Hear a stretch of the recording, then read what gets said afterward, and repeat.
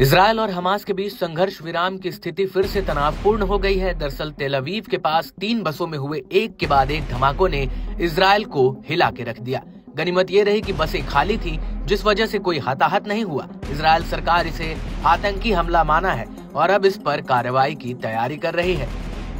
Israeli रक्षा मंत्री Yoav Gallant ने इन धमाकों के लिए हमास को जिम्मेदार ठहराया है। इन धमाकों के बाद प्रधानमंत्री बेंजामिन नेतन्याहू ने आपातकालीन सुरक्षा बैठक बुलाई। माना जा रहा है कि इजरायल इन हमलों का कड़ा जवाब दे सकता है, जिससे क्षेत्र में जारी संघर्ष विराम फिर से टूट सकता है।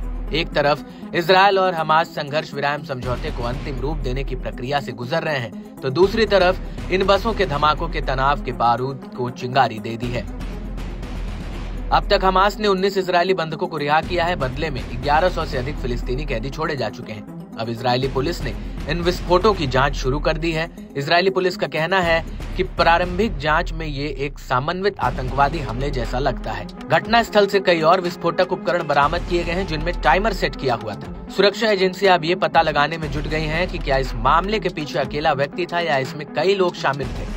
प्रधानमंत्री नेतन्याहू को इस घटना पर लगातार अपडेट दिया जा रहा है और ऐसा माना जा रहा है कि इस हमले के जवाब में इजरायल कड़े कदम उठा सकता है। अगर इजरायल इस हमले को लेकर हमास पर हमला करता है तो फिर युद्ध विराम पूरी तरह टूट जाएगा।